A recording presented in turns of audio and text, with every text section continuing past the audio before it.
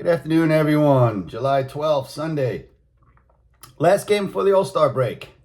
Always very exciting getting to the break, especially if your team is performing better than expected. Of course, that's not the Mets right now, by the way.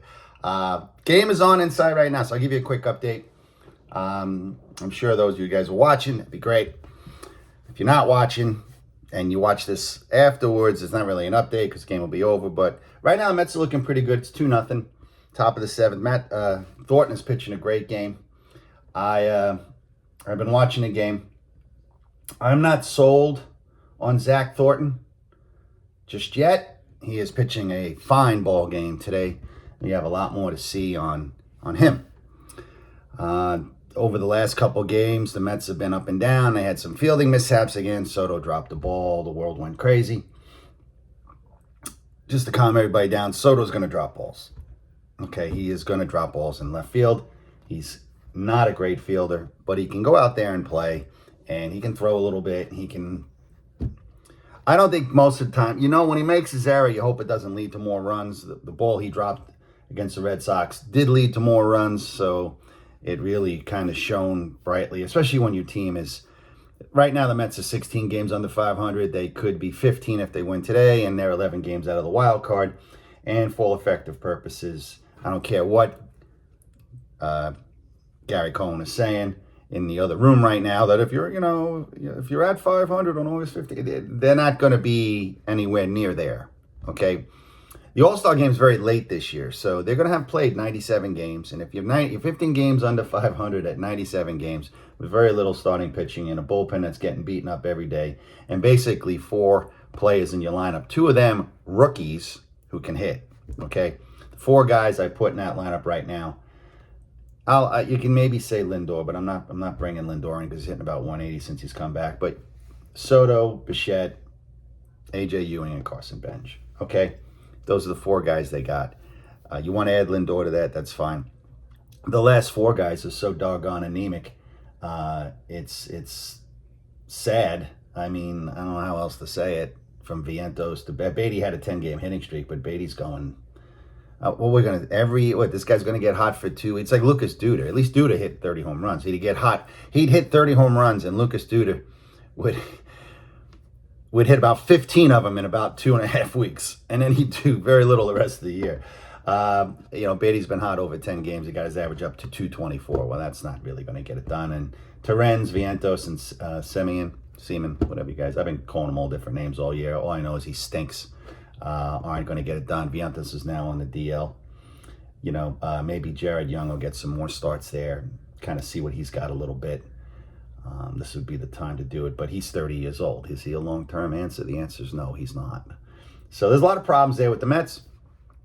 I was watching Zach Thornton, and here's a little something I think I'm developing an older crowd in my podcasts.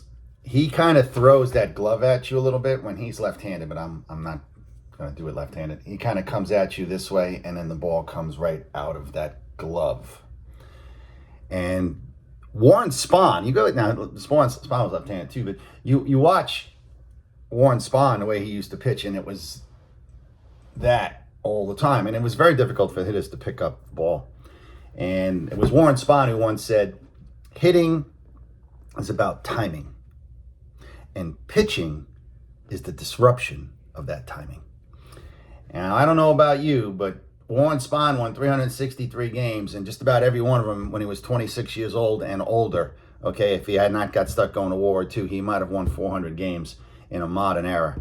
So, and he also really never got hurt for about 22 years, 20 years. It's incredible how long he pitched, 19, 20 years on top of his game. So, when he speaks, I kind of listen, so... that's neither here nor there. But in Thornton, that's kind of how he pitches a little bit. So, maybe something on him develops, maybe not. You got a long way to see what happens there. This is not my All-Star Game show.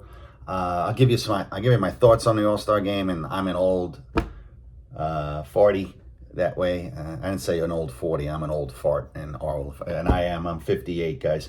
And I'll tell you straight out that the All-Star Game when I grew up in the 70s And I didn't get to see games in the 60s, the All-Star game. It was the same thing, though. Even all the way up through. It started to me to lose its edge.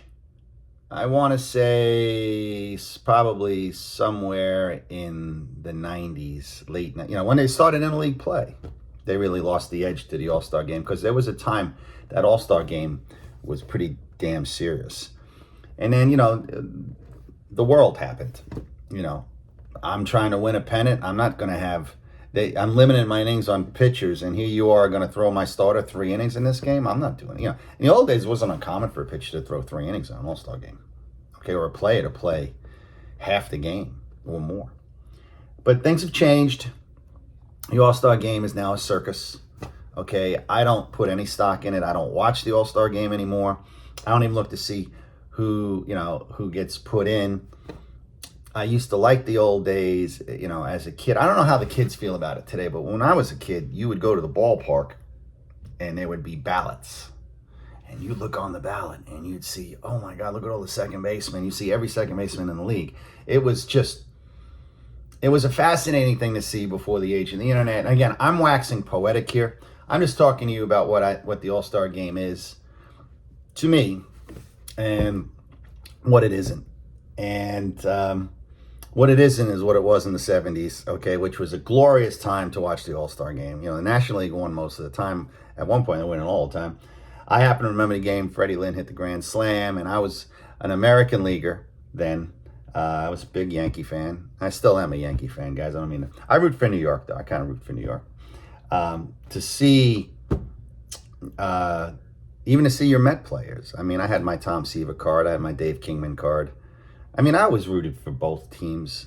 I'd like to see them do well. In 2000, when the Yankees played the Mets, I rooted for the Yankees only because I had the most annoying brother in the world, and he'd be calling me up every day, and I did not want to have to deal with that for the rest of my life. So it was, and the Yankees I also root for dynasties. As strange as that may seem, especially if they're my team, or as long as they're a team I don't hate. Like, I don't want to see the Dodgers win this year, okay? They've won 2 in a row. I don't want to see them approach the Yankees winning 3 in a row or 5 in a row like the Yankees did, or even the Oakland A's. If I was a kid, in 75, I remember the A's playing the Red Sox in the championship series, and I was rooting for the Oakland A's. I can remember that. And the Red Sox swept them, so it was kind of rough. The A's weren't really the A's at that time. They had lost Catfish Hunter, and that was the heart and soul of their team. They had lost some other players, too.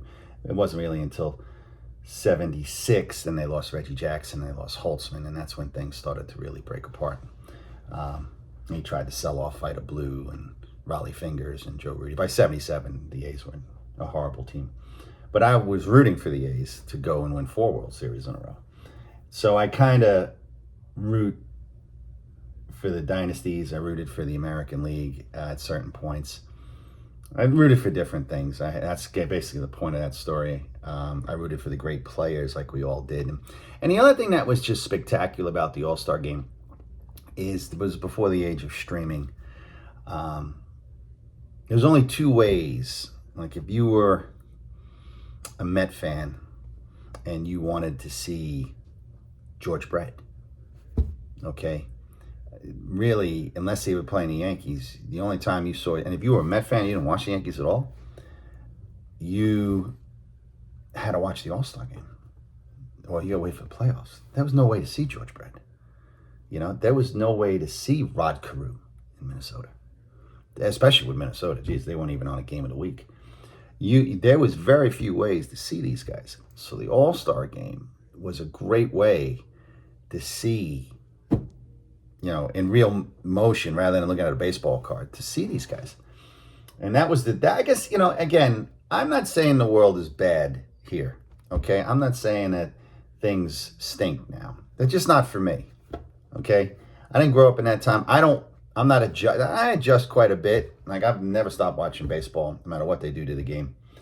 And I kind of bend and flex with some of the things, and I like some of the new things and some of the things I don't like. I'm not going to go through them today. I do like the pitch clock, by the way, and the way they've sped the game up. That's also, I think, just was a good idea.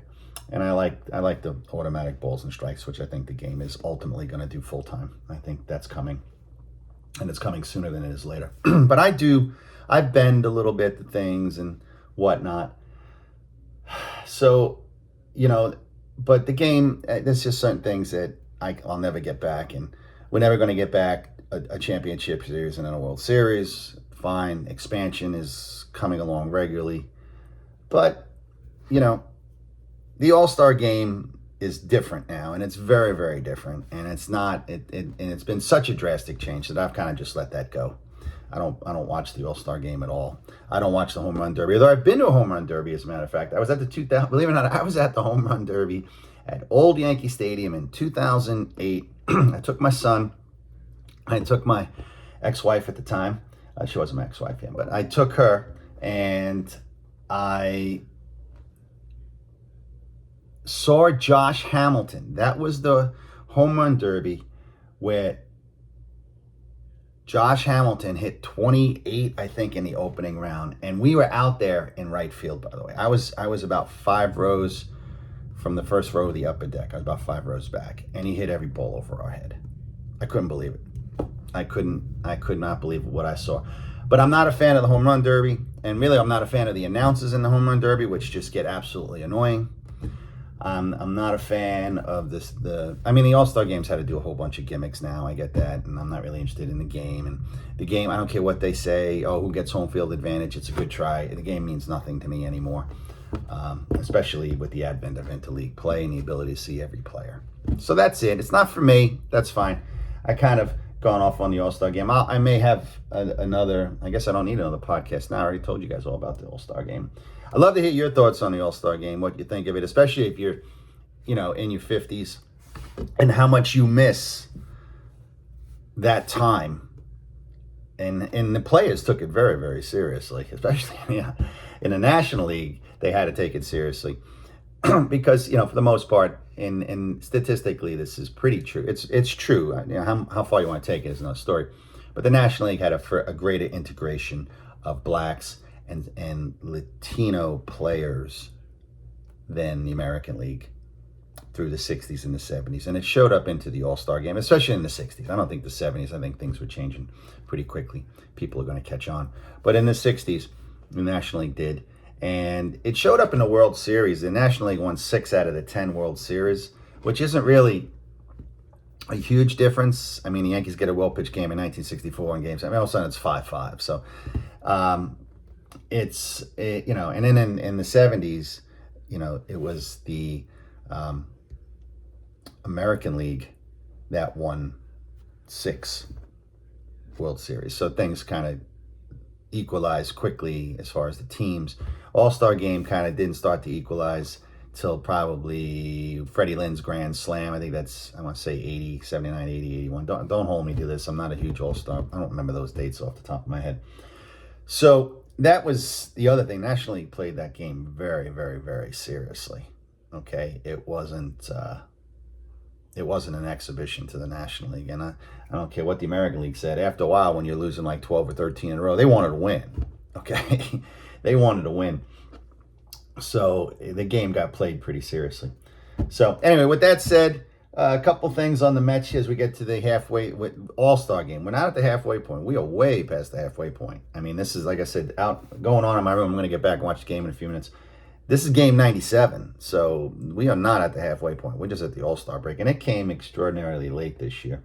All right, Freddie Peralta is a failure, like David Stearns is a failure in New York. This guy's not, I don't want to say he's not a New York player, but whatever the culture is of the Mets and how you get things done, Freddie Peralta is not going to succeed in it.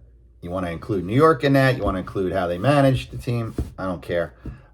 They are not going to win with Freddie Peralta, and Freddie Peralta is not going to win with the Mets. So he's gone. I don't see him hanging around. They won't get anything for him. Maybe he pitches the end of the year because David Stern the deal didn't make sense. I can see this coming. Great. So he'll go, 9-14, and great. He was supposed to be your ace with a 4.5 ERA. Great in the National League. Christian Scott, we're going to have to see what he is. Nolan McLean, let's see him do a full season. Matt Thornton all of a sudden is going to get another start. There's no question after this start. Sean Manaea, good and bad. I just think he's lost whatever consistency he had. He had looked so good that second half of 2024. It was so exciting. And then just nothing. Bullpen's going to break down. I had a good text the other day, a good comment the other day about Luke Weaver being someone who may be of value to the Mets. Brooks Raley, Brazoban, and Weaver are about the best things the Mets have. So they don't have really too much else. So you're right. Whatever reliever you want to think about trading, maybe the Mets get something for him. Kodai Senga, I'm sorry. I don't see him being he is not a viable major leaguer right now. And I think he contributes nothing this year at any point. But who knows? Maybe you're going to keep pitching him, which means the team's not going anywhere anyway. Maybe they hold on to him. They got him signed. I got to see exactly what his contract status is real quickly on Kodai Senga. And I should have remembered this. I signed through next year. So, wait, why is there a team option in 2020? Wait, you got two options on? Okay. So he signed through 2027. Man, oh, that's right. He was not a trade. He was signed. So he's like a regular major leaguer. There's arbitration 28, and then he's a free agent 29. So the Mets got him 2 more years after this year. Yeah,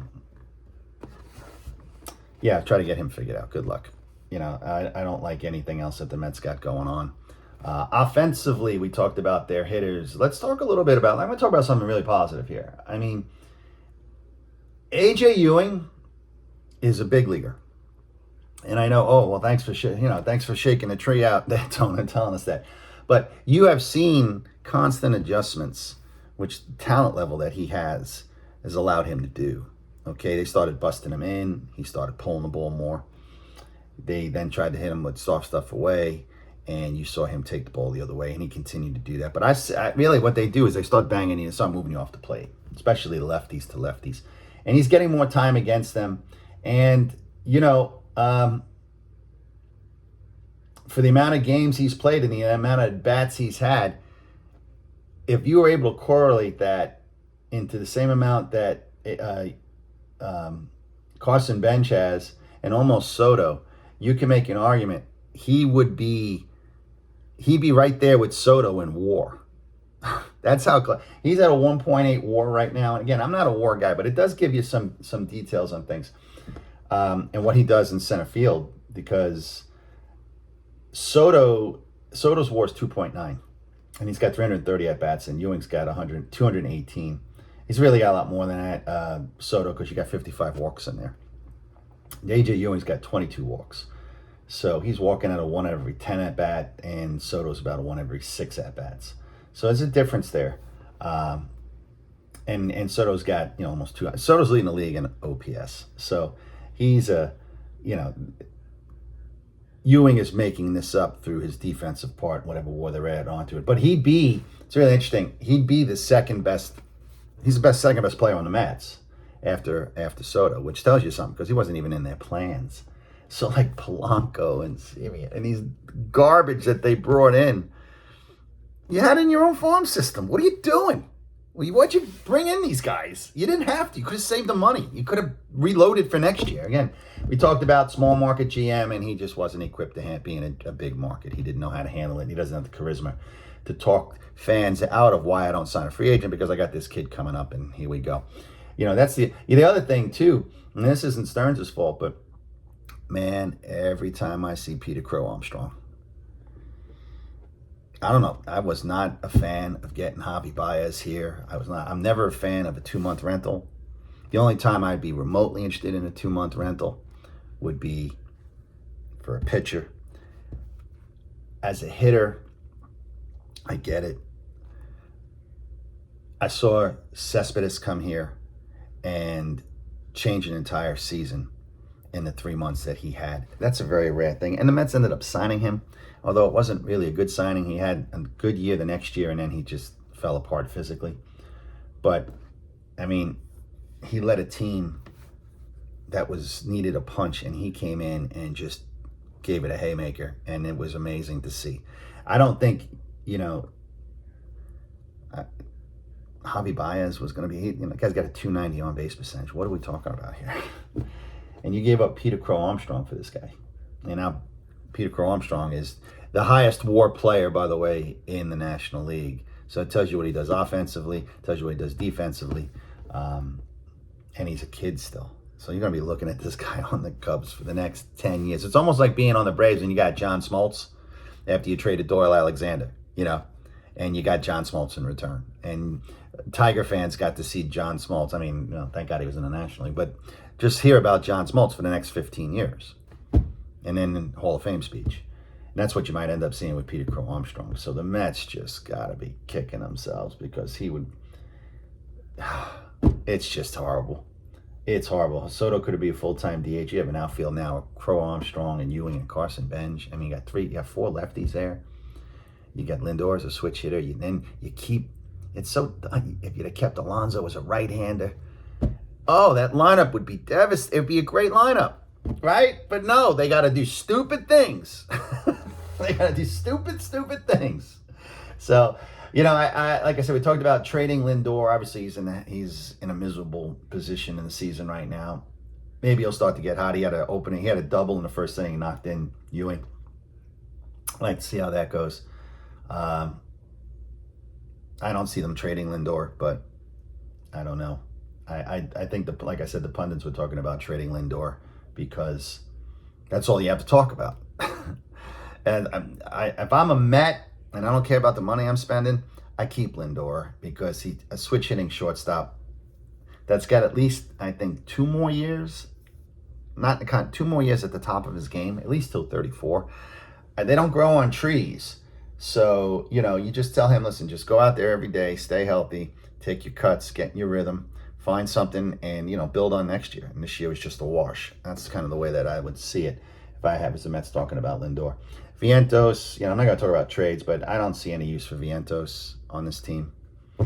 I don't see any, he's going to end up going to the Twins. He's going to go to a team like that's going to be need him as a DH, low pressure, have fun. Maybe he gets 400 at bats. Probably not, because he's going to face only lefty. Maybe if he gets 220 at bats and hits 12 home runs, 13 home runs, he'd be a serviceable right-handed platoon DH. That's where he's going to end up going. Alvarez, the Mets are going to hold on to Alvarez, although he's just too brittle for my taste, and I like a catcher that leads a pitching staff and is on the field for 135, 140 games a year, and I just don't see Alvarez ever being that guy. I don't know what they're going to do with Bichette. Again, he's a DH. I don't like him in the field at all anyway, so we've kind of gone through this. I didn't talk too much about the Met. They had won 2 games in a row, and now they lost 2 games in a row. So, again, they're just kind of puddling along here. I can get down into the games with the bad clutch hitting you've seen over the last couple of days.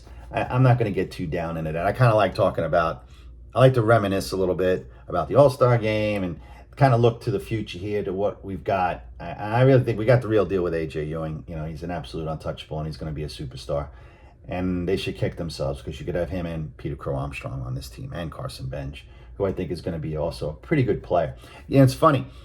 You learn how to trade from a position of strength, David Stearns. And you had held on to Peter Crow Armstrong, which is a completely unnecessary trade. Not him, but the Met organization. And you had held on to him, right? Carson Bench is the kind of guy that you could get an ace for. If you're willing to spend the money and you want the inside track, you want to get him a year before he goes to free agency. That's the guy that you could, when a team has got to trade one of their studs and they can't afford him, like a guy, like if the timing was right and it was Paul Skeens was up for a free agent or he was a year away and the Pirates had to make a decision and they couldn't afford him. Carson Bench is the guy, that guy's hitting 20 home runs and batting 270 is a big leaguer and he's cheap and you got him another 4 years. I mean, that's the type of timing that it takes to pull off a deal like that. Carson Bench would be perfect for that guy.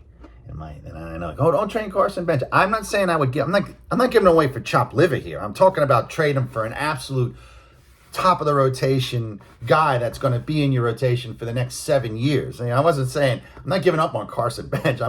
He's a guy who you could get a lot for if the timing had worked out and you were trading from a position of strength, which is what the Mets would have had they kept their players, which they didn't. So they have no strength. Okay? They have nothing. That Nimmo for Simeon trade is just a disaster. I'm looking at it. It's a disaster. All right, I'm going to get back and watch the Met game. So, All-Star break is here. I don't know who I'll root for, but we'll see how that shakes down. All right, this is Tony Saracino. Enjoy the day, and don't be so hard on each other out there. All right? I'm talking from a political standpoint. Everybody let's come together a little bit. All right? Let's start there, too. I'm not asking for the world. Just let's try to come together a little bit. All right? All right, guys. I'll see you next time.